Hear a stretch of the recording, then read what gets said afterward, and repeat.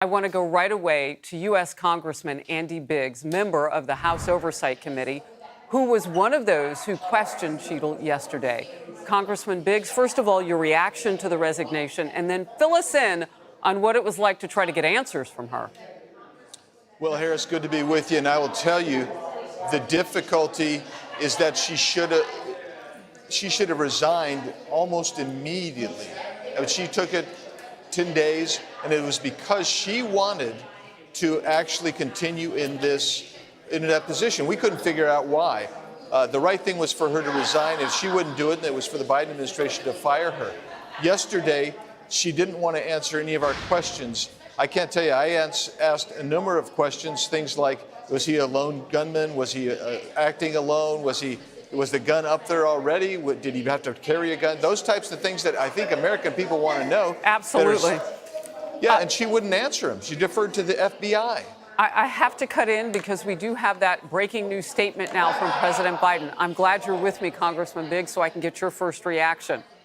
He's just released a statement, and here's the quote.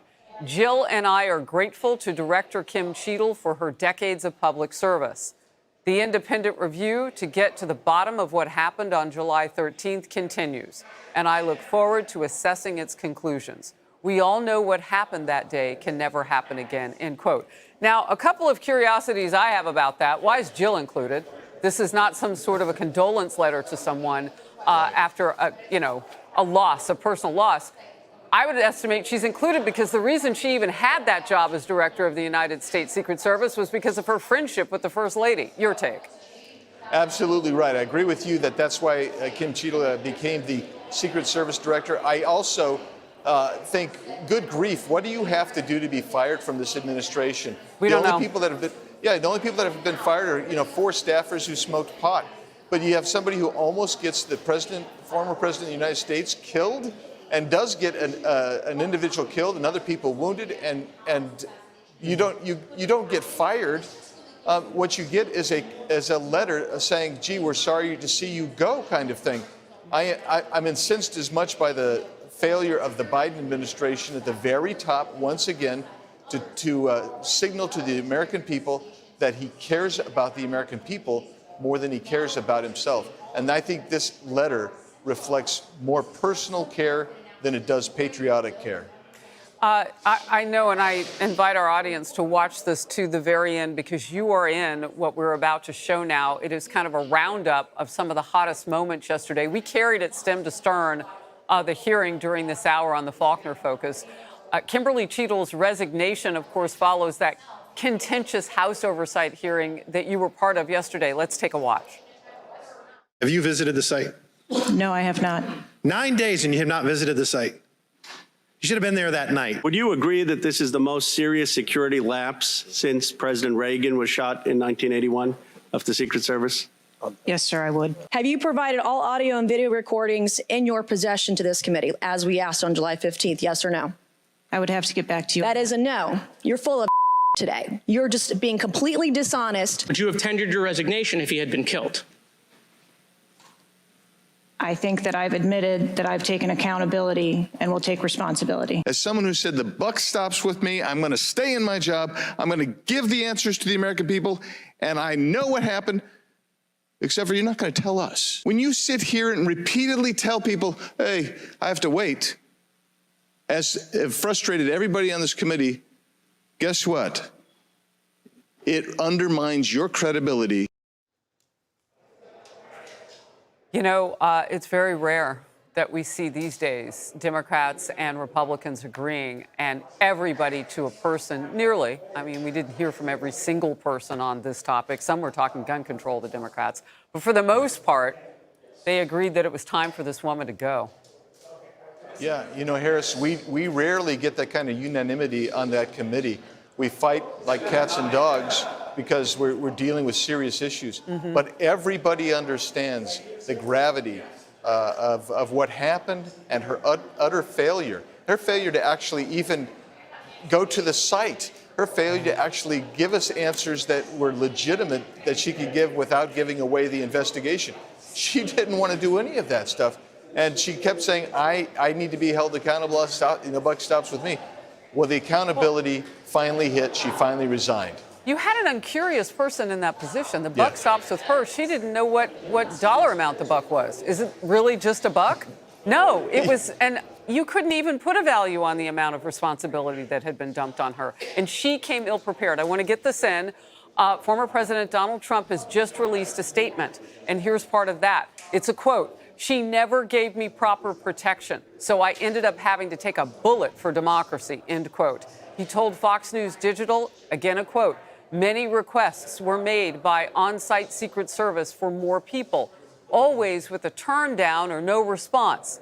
And he went on to say, "I have the biggest crowds in history, and they should be treated accordingly." Our nation's 45th president, Donald Trump, however, again said big improvements have been made over the last week. So we've heard a little bit about that. But I mean, it really wasn't even on her watch because she couldn't tell you any changes, really. She said, well, I've made some changes, but she didn't give any detail. I questioned whether or not she could even give us an accounting of what was changing.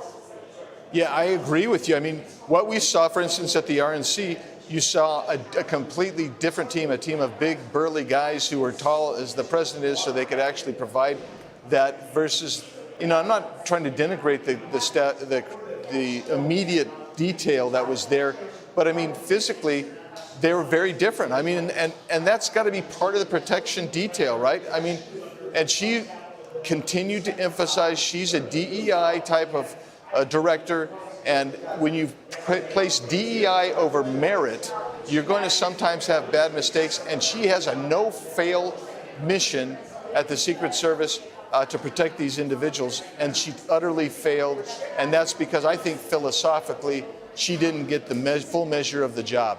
I'm glad that you and I have conversations on the air a lot because I can ask this question, and I know that I'll probably ask something like this. When you say DEI, you get some people's ire up about that because she is a woman, but the point you're making is her last job was CEO for Pepsi. And while it can be a delicious drink, particularly with a slice of lime, I don't know if that was current enough experience in the Secret Service for which she served a couple of decades to be applicable to what was called upon her to lead at this time.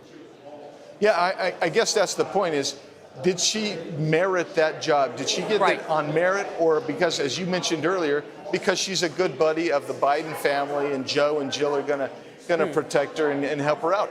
And that really gets to the point. Everybody wants the best person that you can possibly have in the job. I mean, that's why you do what you do. You're one of the best, Harris. And the reality is, we want people in this particular very vital, serious, very grave responsibility. We don't want to wonder, why were you hired just because, or were you knew somebody, you were a friend of the Bidens, or were you hired because you are absolutely the best strategically, tactically, physically, in training, and so you educate your troops.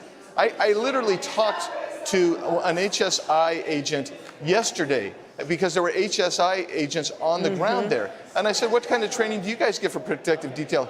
He said, we get a PowerPoint training. That's it. That's not training. That's putting a Band-Aid over something. That's asking people who are trained to investigate narcotics or illegal immigrants, those types of things, and saying, look, we need your warm body here, so what we're going to do is give you this PowerPoint training. That's what I mean by DEI type stuff, where they hired somebody who was not prepared to make the changes and lead this agency the way she should. Last quick one for you, and we do have Republican Senator John Barrasso of Wyoming standing by. Congressman Biggs, how does her departure affect getting answers to what happened 10 days ago with former President Trump? Well, she still is going to be obligated to provide answers because we'll put her under oath. She'll have to give those answers. And we're going to conduct a fulsome investigation. I'm told FBI is. I know that the Inspector General for the Homeland Security Department is also got an investigation going. We have to get, in my opinion, an independent commission staffed with people who are former protective detailees. Interesting. Who can do this and give us the answers. Yeah. Well, now if she lawyers up, I would assume that it won't be the DOJ or the taxpayer dime that would defend her if anything should come up that she has to answer for. But we'll have to see how that shakes out. Great to have you on to react to all this breaking news. Congressman Biggs, appreciate you. Hey everyone, I'm Emily Campagno. Catch me and my co-hosts Harris Faulkner and Kaylee McEnany on Outnumbered every weekday at 12 p.m. Eastern, or set your DVR. Also, don't forget to subscribe to the Fox News YouTube page for daily highlights.